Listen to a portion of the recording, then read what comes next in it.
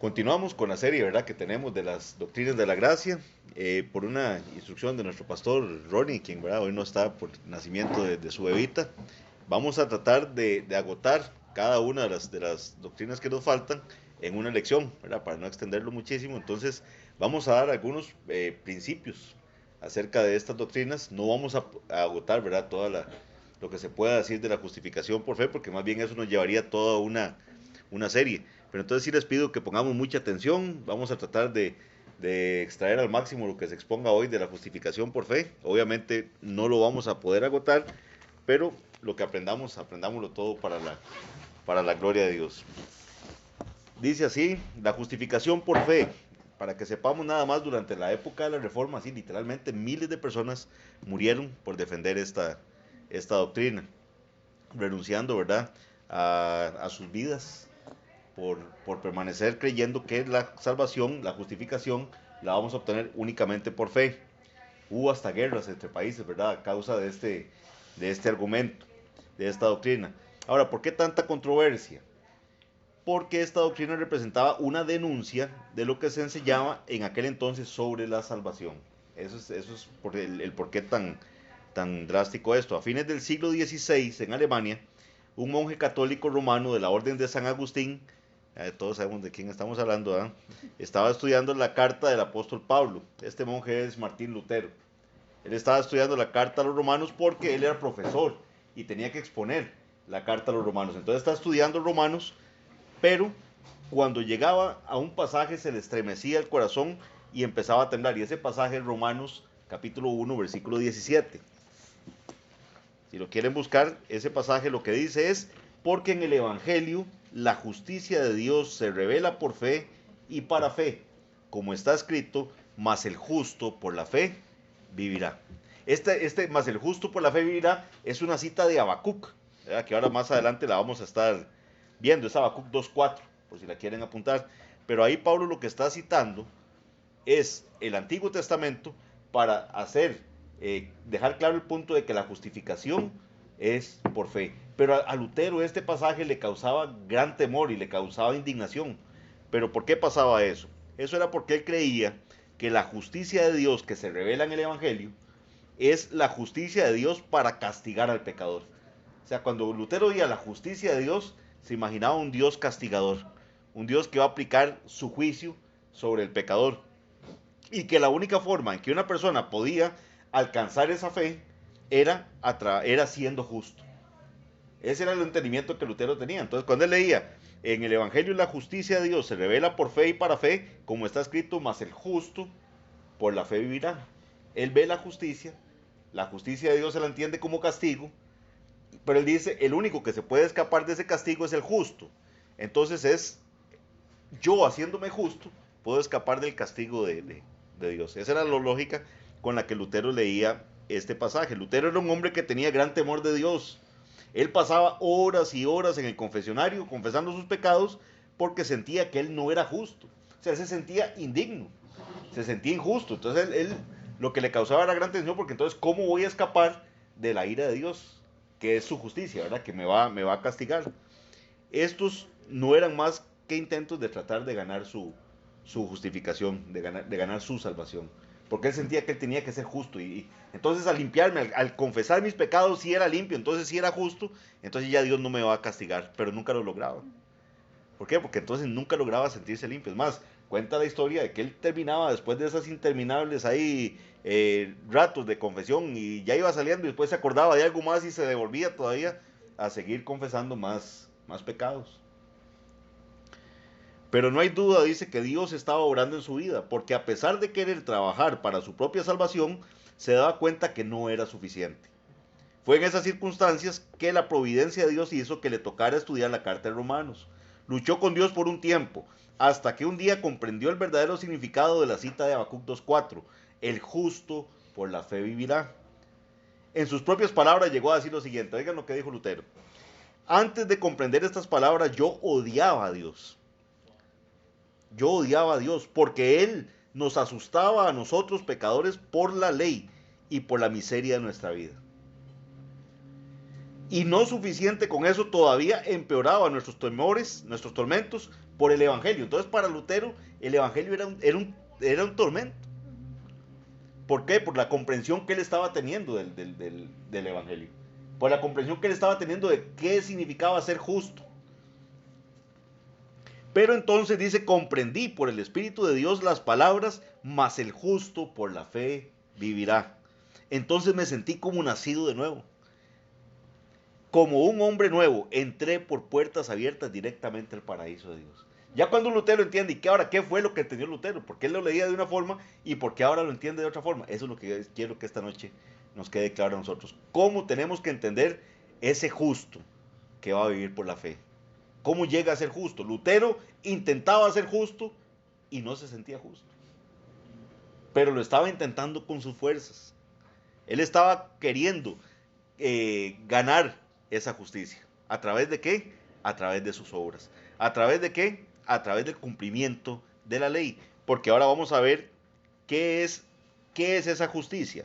Hoy vamos a entender, Dios primero, que la justificación es una declaración legal, o sea, es un estado, es una declaración legal hecha por Dios de una persona que es justa respecto a qué? Respecto a la ley de Dios. Ese es el parámetro. Es que va a declarar que el pecador está en cumplimiento de la ley. Eso es lo que significa la justificación. Vamos a ver, como es un término judicial, esa declaración de justo es sinónimo de decir una declaración de inocente.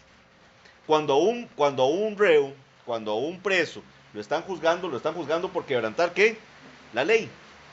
¿Verdad? Eso es lo que están quebrantando. O sea, si alguien quebrantó la ley, está siendo sometido a juicio.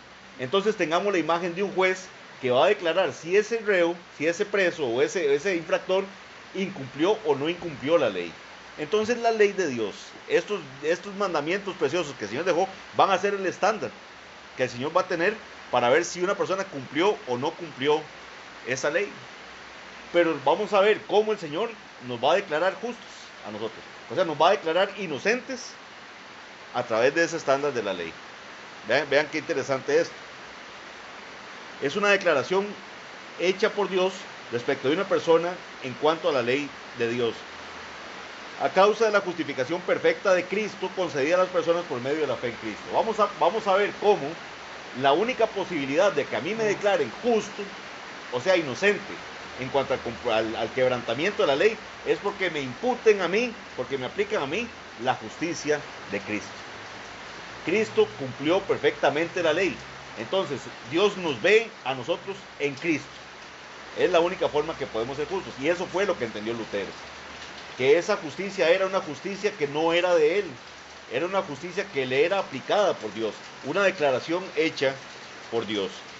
Un error común entre los cristianos es el imaginar que la justificación quiere decir ser hecho justo. O sea, como que a usted lo van haciendo justo poco a poco. Entonces, como a mí me van haciendo justo con esa justicia, y ahora sí yo voy a merecer llegar al trono de Dios. Entonces, están confundiendo la justificación con ¿cuál otra doctrina? Con la santificación. O sea, y ese error ocurre en el catolicismo romano, ese error ocurría también en los judíos. Recuerden que los judíos creían que ellos cumplían la ley. Los judíos entendían que el estándar del divino, de Dios, de la justicia, de su justicia, era la ley. Él dio la ley. Eso es lo que él consideraba que el ser humano tenía que cumplir para estar al hilo con sus preceptos. Los judíos creían que ellos cumplían la ley y que cumpliendo la ley, ellos sí iban a heredar iban a ser los herederos de Dios. Por eso es que Jesús les decía en numerosas circunstancias a los fariseos, hipócritas. ¿Por qué? Porque coláis el mosquito. Recuerden que ellos no podían comer nada que fuera impuro. Entonces se aseguraban de que en sus bebidas y todo, ¿verdad? Lo colaban para que no se les fuera a ir un mosquito y fueran a incumplir la ley. Pero les dice, coláis el mosquito y tragáis el camello. Cosas más grandes de la ley ya las habían dejado de lado. Diezmaban la menta, el eneldo, pero la justicia y la misericordia la habían dejado de lado también. Tenían interpretaciones de la ley estrictísimas que ya iban más allá de lo que la letra de la ley decía, como el tema aquel de los lavamientos de los vasos y de los jarros y de las manos y un montón de cosas, y ya habían olvidado lo que el Señor realmente había dicho. Entonces, este es un error muy común, confundir el ser declarado justo con el creer que yo me voy convirtiendo cada día más en una persona justa, porque entonces estoy creyendo que va a ser por mis méritos que voy a entrar al cielo. Más bien significa ser declarado justo, acuérdense de eso, es ser declarado inocente, como en un juicio, después de que ya se expuso todo el caso contra el infractor, que el juez diga es inocente. Eso es lo que Cristo hizo con, lo que nuestro Padre Dios hizo con la justificación a través del sacrificio de Cristo. ¿Cómo sabemos eso? Vamos a ver Deuteronomio 25:1. Dice, el término justo en el Antiguo Testamento y en el Nuevo también es utilizado como sinónimo de inocente en temas judiciales. Dice Deuteronomio 25:1. Si hubiere pleito, vea que están hablando de una cuestión de aquí de altercado entre personas. Si hubiere pleito entre algunos y acudieren al tribunal para que los jueces los juzguen, estos absolverán ¿al qué? Al justo, y condenarán al culpable. Estos dos términos siempre van a ir juntos: el justo y el culpable, o sea, el inocente y el culpable. Por eso es que así es como quiero que veamos el término justo. Somos declarados justos, somos declarados inocentes. Otro pasaje es Proverbios 17:15. Dice Proverbios 17:15. El que justifica al impío, vea que dice justificar, ¿verdad? El que justifica al impío y condena al justo, ambos son igualmente abominación a Jehová. Entonces para Dios era abominación que alguien justificara, vea que dice justificar es término de declarar inocente. Entonces, si yo declaro inocente al impío, eso es abominación a Jehová. Pero también, si yo condeno, o sea, le declaro culpable al justo, ambas cosas son abominación a Jehová. ¿Cuál es el problema que muchos han visto en este versículo? ¿Qué se imaginan que mucha gente ve de problema en este versículo? Que la justificación es esto. Dios hace exactamente esto. Dios justificó al impío, somos nosotros, y el justo fue condenado, que es Cristo. ¿Lo ven? Las dos cosas ocurren en este pasaje. Entonces mucha gente dice, hey, pero es que Dios se contradice con esto. No hay tal contradicción. Cristo justo ciertamente fue condenado, pero fue condenado porque Él puso su vida por nosotros. No fue como que agarró y no, usted no, pero venga y lo voy a condenar aunque usted no quiera. Él dio su vida en pago, en rescate. Él es la propiciación, Él fue el que aplacó la ira de Dios. Nosotros debimos haber recibido ese castigo y Él lo recibió en lugar de nosotros. Entonces no aplica esta abominación que habla acá. Pero lo que quiero es que les quede claro, yo no sé si lo tenían así ya claro antes, pero el ser declarado justo es ser declarado inocente, como en términos judiciales. Y eso es importante que lo tengamos así bien clarito. Parte de las acusaciones que le hacían a los reformadores era que supuestamente enseñaban que si tenemos fe, porque vean que la justicia, como estamos viendo, se alcanza por la fe, a través de la fe, perdón, no tenemos que hacer buenas obras, decían la gente que estaban acusando. Entonces ustedes creen que ya la ley de Dios no sirve, o ya ustedes creen que no tenemos que hacer nada bueno, y esa es una acusación falsa. Lamentablemente sobre este particular hay muchos cristianos que se equivocan, ya que leen versículos que afirman que ya no estamos bajo la ley. Entonces, ¿verdad? Mucha gente dice, no, es que la ley ya no, la ley nada, ya fue abrogada la ley, ya la ley está totalmente superada. Pero llegan erróneamente a la conclusión de que la ley no cuenta para nada y que Dios no exige la justicia que ella representa. Los judíos entendieron bien, ojo esto, que la ley representaba la justicia de Dios. Ese es un entendimiento bueno que tenían los judíos. Ellos entendían que la ley era buena y que ahí está plasmado la justicia de Dios. Sin embargo, ellos malinterpretaron que la justicia provenía de la obediencia de la ley. Ellos creían que obedeciendo la ley iban a heredar la vida eterna. Ahora, ciertamente, si hubieran cumplido la ley al pie de la letra, probablemente lo hubieran hecho. Pero ningún hombre ha logrado cumplir la ley, solamente Jesucristo. Es el único que ha logrado cumplir la ley. Esto era un gran error, ya que como nos dice Gálatas 3:11, dice, y que por la ley ninguno se justifica para con Dios, es evidente. Dice Gálatas 3:11, ningún hombre se justifica por la ley. Es evidente, ¿por qué? Porque el justo por la fe vivirá. Nuevamente lo cita Habacuc. Entonces vea que ahí mismo Pablo nos va dando una idea de que no soy yo quien voy a obtener la justificación a través del cumplimiento de la ley, porque el justo por la fe vivirá. Pero fe ¿en quién? Fe en Cristo, la fe en el sacrificio de Cristo, la fe en la obra de Cristo, es lo que, por eso voy a poder ser justificado, no por mi cumplimiento de la ley. ¿Por qué? Porque mi cumplimiento de la ley es fatal, es malo. Yo cumplo muy mal la ley. Por más que nos esforcemos y por más que nosotros queramos poner empeño, no somos unos buenos cumplidores de la ley. Debemos anhelar cumplir la ley mejor cada día. Debemos dolernos cuando incumplimos la ley. Pero, nuevamente, aquí Pablo en Gálatas nos cita a Habacuc diciendo, el justo por la fe vivirá. Es totalmente cierto que Dios requiere de nosotros la justicia de la ley. Dios requiere de nosotros eso. En lo que diferimos de los judíos es en el cómo se obtiene esa justicia. O sea, el hombre tiene que cumplir la ley. Es como dijo Sugel en algún momento que en una predicación decía, no se equivoquen, la fe, la salvación es por obras. Entonces la gente se quedó, ¿verdad? Y dice, sí, las obras, pero no las suyas. Es por la obra de Cristo. Entonces, el requerimiento, el estándar es el cumplimiento de la ley. Pero ese estándar únicamente lo cumplió Jesucristo. Ellos, o sea, los judíos, al igual que varias personas hoy en día, creían que es guardando la ley. Nosotros creemos que es al ser declarados justos, es decir, al ser declarados inocentes. Y esto se obtiene como un don gratuito de Dios por medio de la fe en Cristo. Efesios dice, porque por gracia sois salvos por medio de la fe, esto, no de vosotros. Hablando de la gracia de la salvación y de esa fe, todo el paquete, esto no de vosotros, pues es don de Dios, no por obras para que nadie se gloríe. No hay nada que nosotros hayamos hecho que nos podamos gloriar para haber alcanzado esa justificación, la cual se alcanza únicamente por fe.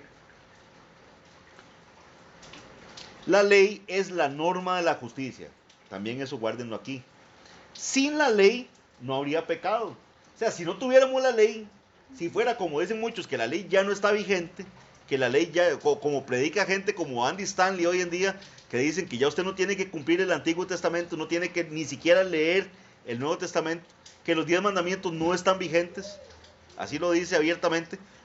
Si eso fuera cierto, no habría pecado. ¿Por qué? Porque vean lo que dice la palabra de Dios. Dice primera de Juan 3:4. Todo aquel que comete pecado, infringe también la ley, pues el pecado es infracción de la ley. O sea, yo puedo saber que algo es pecado porque estoy infringiendo la ley de Dios. Si miento, ¿qué estoy haciendo? Infringiendo la ley de Dios que me dice que no debo mentir.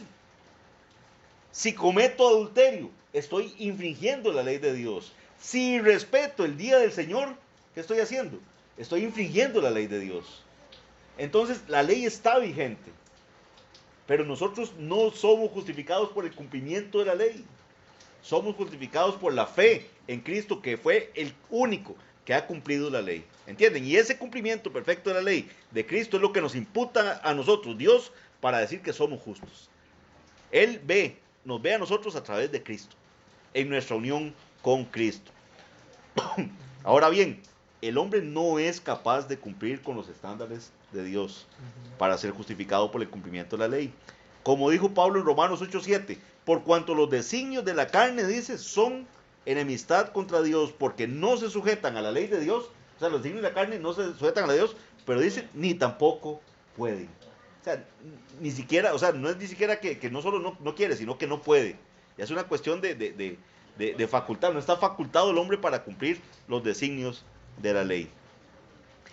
Y vamos a ver, ni tampoco pueden. Gálatas 3:11 dice, y que por la ley ninguno se justifica para con Dios, es evidente. Nuevamente le leo ese versículo que ya lo había leído. ¿Por qué? Porque por el justo por la fe vivirá. Ahora sí, ya que hemos entendido esto, cabe hacernos la siguiente pregunta o el siguiente planteamiento. Si nosotros no podemos cumplir con las exigencias de la ley, ¿cómo es que la justicia de Dios llega a ser contada para nosotros? O sea, ya sabemos que ninguno de nosotros puede cumplir los estándares de la ley. Entonces, ¿cómo es que somos declarados justos si no podemos cumplir esos estándares? Entonces aquí es donde entra uno de los principios bíblicos más importantes y es una de las doctrinas más olvidadas dentro del pueblo cristiano y es nuestra unión con Cristo. Es nuestra unión con Cristo, es la sustitución de Cristo Jesús la que permite que nosotros seamos vistos como justos. Jesucristo fue nuestro sustituto frente a la ley. Cristo cumplió la ley en nuestro lugar en dos sentidos. ¿Cómo cumple el Señor la ley? Primero, vivió una vida perfecta bajo la ley, cumpliendo así con todas sus exigencias. Él sí cumplió la ley. E inclusive le decía a la gente cuál era el verdadero sentido de lo que el Padre había dado en su ley. Cuando le acusaban a él de incumplimiento del día de reposo, él les decía, vean, no están entendiendo lo que es el día de reposo. ¿Por qué? Porque exageraban, ¿verdad? Inclusive se dice que los judíos tenían tablas, ¿verdad? De pesos y cosas de lo que usted podía realmente cargar el día de reposo para decir si usted estaba trabajando o no estaba trabajando. Cosas como esas, y ellos pasaban viendo a ver quién incumplía. Y él les dijo, se enojaron porque el Señor sanó a una mujer que era jorobada, ¿verdad? Le dijeron, ¿cómo se le ocurre que va a sanar en día de reposo? Y les digo, hipócritas, ¿quién de ustedes se les va un animal ahí en una zanja y no lo va a sacar porque es día de reposo? Él les orientó en muchas cosas en cuanto a cuál era el verdadero entendimiento de la ley. Les habló de los estándares. Les habló, por ejemplo, del adulterio. ¿Qué les dijo? Ellos creían que adulterar era únicamente el acto carnal. Pero ¿qué les dijo? Miren, cualquiera de ustedes que ve una mujer y la ha deseado, ahí en su corazón ya adulteró. Ya adulteró. Entonces los estándares eran mucho más altos que lo que ellos creían también. Lejos de lo que mucha gente dice hoy en día, que Jesús bajó los estándares, ¿verdad? Que como el hombre no podía cumplir la ley, entonces Jesús bajó los estándares para que ahora sí la gente pueda ser salva. Y siempre atribuyendo a que entonces ahora lo único que tiene que cumplir el ser humano es tener fe. Entonces lo ven como una obra mía. Ve, usted antes tenía que hacer todo esto, pero ahora es nada más tener fe. Usted pone su fe en Jesús, entonces ya ahora usted sí va a ser salvo. Creyendo que es un acto mío, que es un estándar más bajo que todo el cumplimiento de la ley. Esa es la primera. Jesús cumplió toda la ley, entonces esa justicia, ese cumplimiento de la ley nos es imputado a nosotros. ¿Cuál es la otra forma en por qué la sustitución de Cristo nos es imputada a nosotros? Que Cristo aceptó en su cuerpo la pena que la ley requiere para los transgresores de la ley. El que transgrediera la ley moría. Entonces, dice Gálatas 3:13, Cristo nos redimió de la maldición de la ley. O sea, Él pagó. Redimir, recuerdan que es pagar, es rescatar. Es pagar el rescate por un esclavo. Eso es lo que significaba redimir. Cuando alguien era un esclavo, entonces yo pagaba el precio y lo liberaba. Estoy redimiendo a ese esclavo.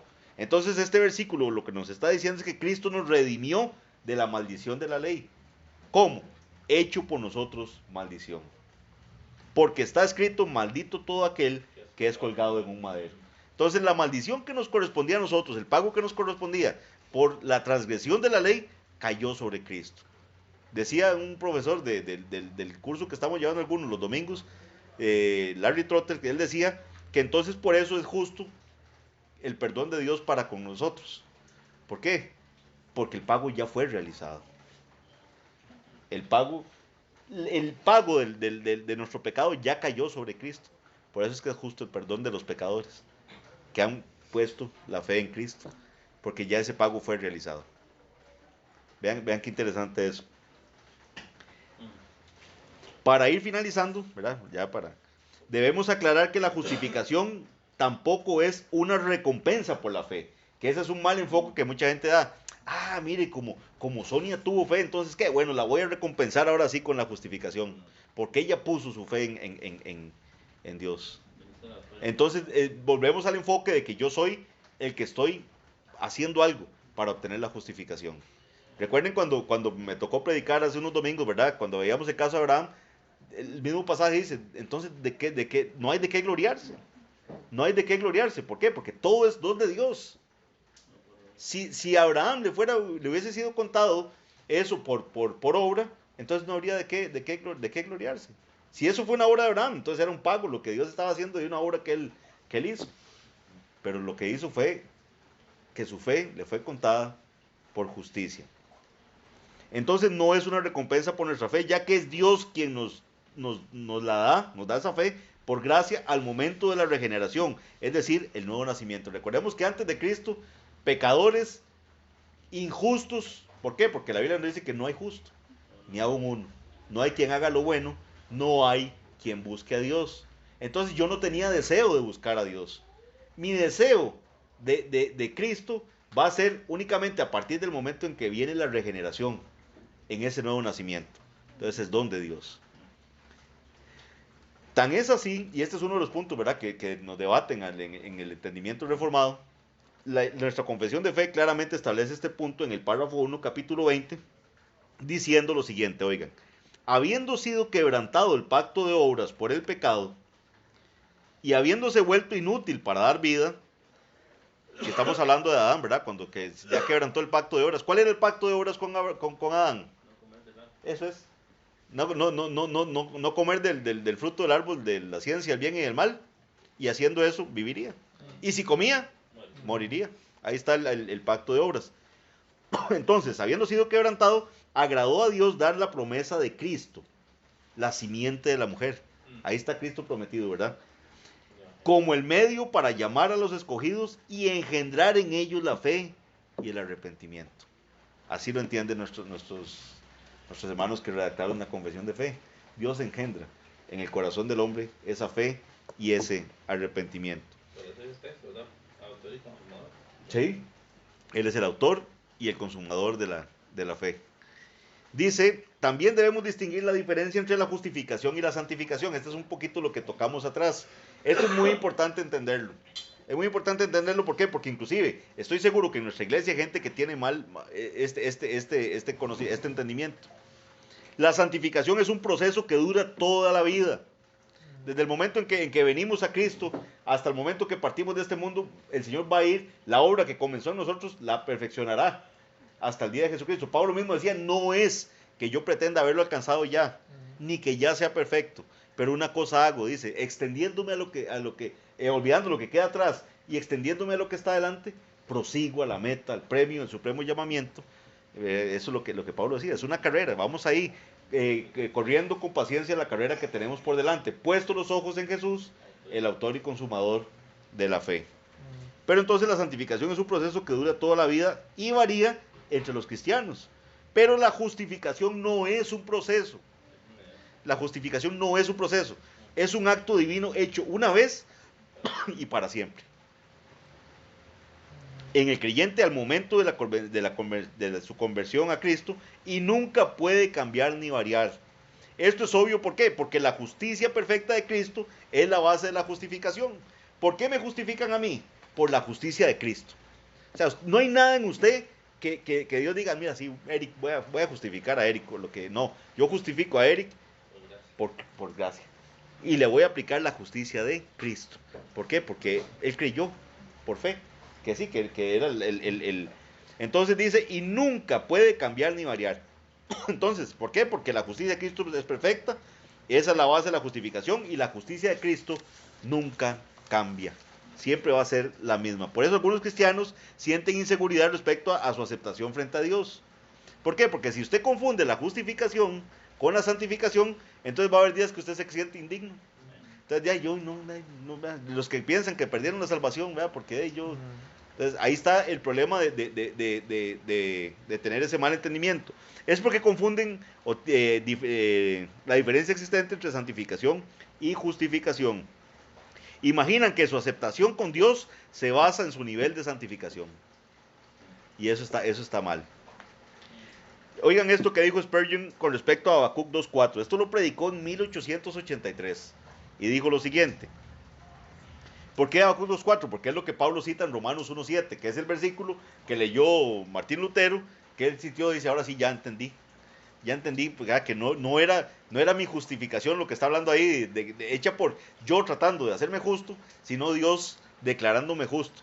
Y ese es el evangelio, por eso es que es una buena noticia. Lutero lo leía y no era una buena noticia, lo leía como algo terrible. Leía, Dios me va a castigar, me va a matar, ¿por qué? Porque yo no logro ser justo. Eso es lo que Lutero estaba entendiendo. Y vea lo que dice Spurgeon con respecto a Habacuc 2:4. ¿Acaso no les sorprende encontrar un pasaje tan claramente evangélico en Habacuc? O sea, le decía aquí no les sorprende descubrir en aquel antiguo profeta una explícita declaración que Pablo puede usar como un argumento disponible contra los oponentes de la justificación por la fe. Eso demuestra que la doctrina cardinal del evangelio, o sea, la justificación por fe, no es ningún concepto recién inventado. Definitivamente no es un dogma novedoso inventado por Lutero y ni siquiera se trata de una verdad que Pablo hubiera enseñado por primera vez.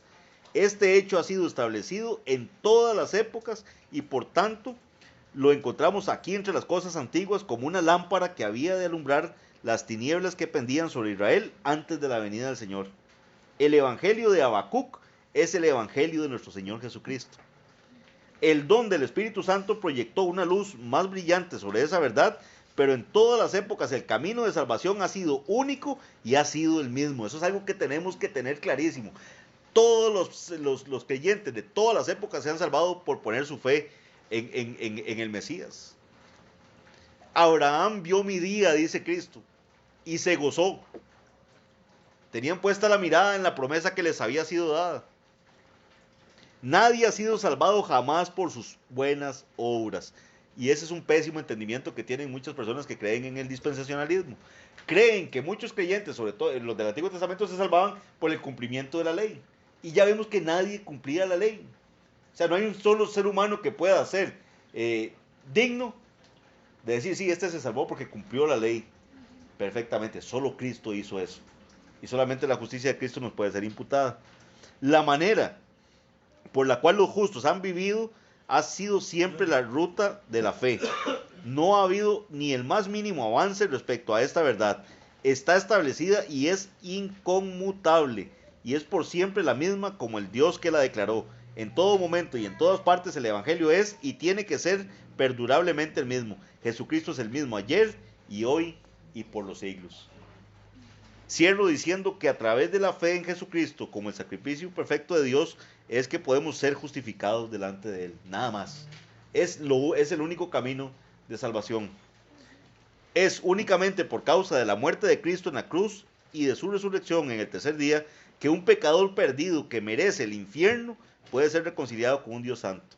La hermosa verdad del Evangelio, según nos lo recuerda 1 Juan 4:10, es que los cristianos somos salvos de la ira de Dios y reconciliados con Él, no porque hayamos amado a Dios.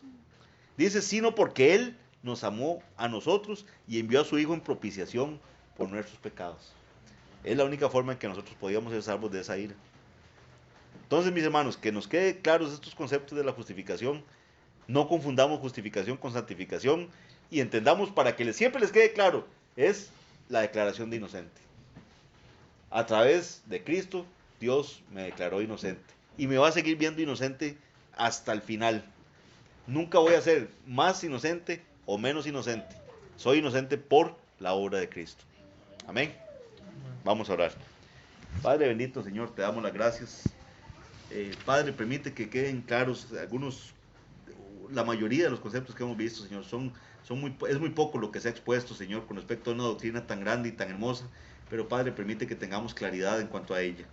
Que sepamos, Señor, que no hay nada que podamos atribuirnos nosotros a nuestras propias obras, sino que todo es Cristo, Señor. Todo es la obra de Cristo, Señor. Lo único que hace posible que seamos justificados. Gracias, Señor, por semejante regalo. Gracias por tantísima misericordia, Señor, y por esa inmensa gracia, de la cual somos totalmente inmerecedores. Que la honra y la gloria sean únicamente para ti, y avivan nuestros corazones, Señor, ese sentimiento de felicidad, de alegría, que debe provocar el Evangelio en nuestras vidas. Que la honra y la gloria sean para ti, en el nombre de Jesús. Amén. Amén.